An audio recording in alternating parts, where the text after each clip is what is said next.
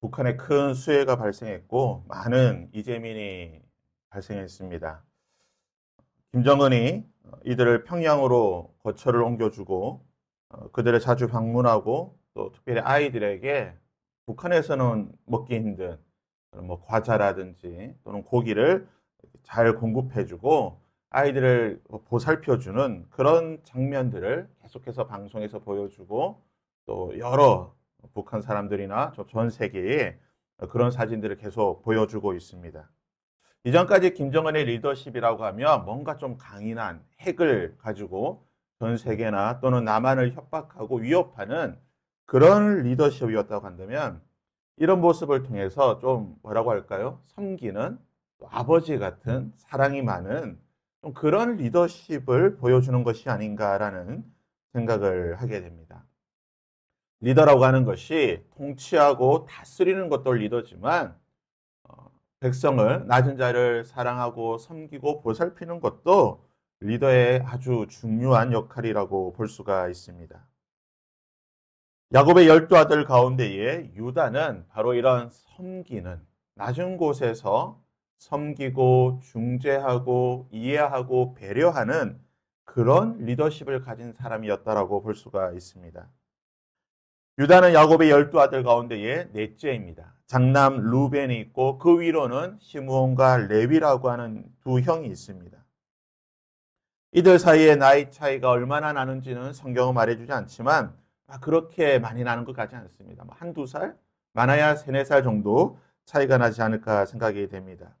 장남이 있고 둘째, 셋째도 있지만 유다는 12아들 가운데에 장남의 역할을 하게 됩니다. 실제 유다는 장남의 권리, 즉 장자권을 받게 됩니다. 요셉이 장자의 축복을 받았지만 야곱은 요셉에게 2배의 축복을 함으로써 장자의 축복을 요셉에게 하였지만 장자의 권리라고 하는 이 장자권은 유다가 받게 됩니다. 유다의 핏줄에서 다윗이 태어나게 되고 예수 그리스도가 태어남으로 인해 장자의 권리가 유다에게 있음을 성경은 말하고 있습니다. 왜 유다가 장남 루벤이 있음에도 불구하고 이 장자의 권리를 받게 되었을까? 유다에게는 심각한 흠이 있었습니다. 창세기 36장에 보면 며느리 다말과 부정적인 관계를 맺게 되고 그 사이에서 아이를 갖게 됩니다. 아마 이 사실을 그의 가족들이 몰랐을 리는 없습니다. 아마 다 알았을 것입니다. 형도 알았을 것이고 아버지도 알았을 것입니다. 그럼에도 불구하고 유다는 장자의 역할, 리더십을 가지고 중심에 서는 그런 역할을 하게 됩니다. 왜 유다가 이런 역할을 감당할 수 있었는가? 오늘 말씀을 보게 되면 왜 유다가 장자의 역할을 하게 되었는지 잘 볼 수가 있습니다. 유다는 솔선수범하고 그리고 섬기는 그런 리더십을 가지고 있던 사람입니다. 창세기 43장에서 다시 애굽에 양식을 사러 가야 되는 그런 상황이 발생하게 됩니다. 아버지 야곱에게 이야기하게 되자 아버지는 반대를 합니다. 막내 베냐민을 데려갈 수 없다고 반대하게 되자 유다가 자청하여서 자신의 아들을 아버지 손에 맡기고 동생 베냐민을 데리고 애굽으로 올라가게 됩니다.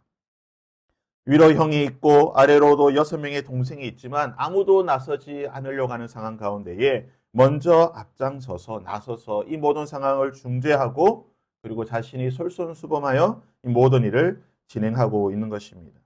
그리고 우리가 오늘 봤던 44장에서 애굽에 도착하였을 때에 요셉의 계략이라고 할까요? 요셉의 어떤 그런 계획에 따라서 다시 모두가 인질로 잡히게 되고 특별히 막내 베냐민이 인질로 잡힐 위험에 빠지게 되자 14절부터 보게 되면요. 성경은 이렇게 말하고 있습니다. 유다와 그의 형제들이 장남 루벤을 말하지 않고 유다와 그의 형제들 유다가 장자의 역할을 하며 이 모든 상황의 중재자였음을 성경은 말하고 있습니다.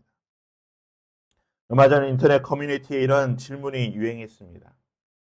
만일 다시 우리나라가 일제 식민지와도 같은 그런 상황에 빠지게 된다고 한다면 여러분은 독립운동가들처럼 솔선수범하여 목숨을 걸고 나라와 민족을 위해 목숨을 바칠 수 있겠습니까? 라는 그런 질문이 유행한 적이 있습니다. 나라와 민족이라고 하는 대의 명분이 있지만 나의 목숨을 걸고 지킨다는 것 그렇게 쉬운 결정은 아닐 것입니다.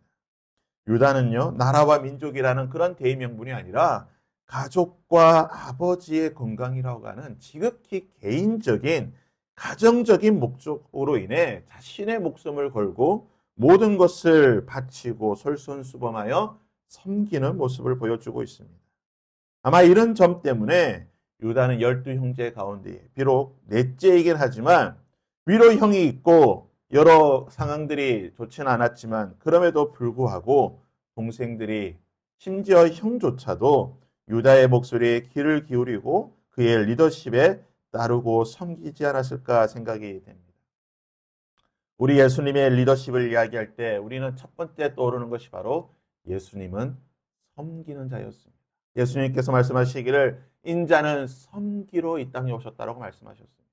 제자들의 발을 씻겨주시면서 너희들도 이와 같이 섬기라고 말씀하셨습니다. 예수 그리스도를 믿고 따르는 자는 예수님처럼 섬기는 자가 되어야 할 줄 믿습니다. 오늘 우리가 이렇게 기도했으면 좋겠습니다. 하나님, 오늘 하루 제가 섬기는 자가 되게 하여 주옵소서. 섬기는 리더십이 있게 하여 주옵소서. 섬기는 것은 결코 쉬운 일이 아닙니다. 자기 희생과 나의 권리를 포기할 수 있어야 합니다. 힘든 과정이지만 그럼에도 불구하고 예수님께서 그렇게 섬기셨기 때문에 예수를 따르는 우리 역시 그러한 섬기는 삶을 살아야 될 줄 믿습니다. 함께 기도할 때 주님, 오늘 내가 특별히 한 사람이라도 예수님의 마음으로 그를 사랑하고 섬기는 리더가 되게 하여 주옵소서. 나의 가정에서 내가 속해 있는 공동체에서 오늘 내가 만나는 사람들 중에서 내가 한 사람이라도 사랑하며 진심으로 그를 섬길 수 있는 그러한 은혜가 있게 하여 주옵소서. 오늘 시간 그러한 마음으로 우리 함께 이 찬양으로 함께 찬양하고 기도하며 하나님 앞으로 나아가도록 하겠습니다. 함께 찬양하겠습니다.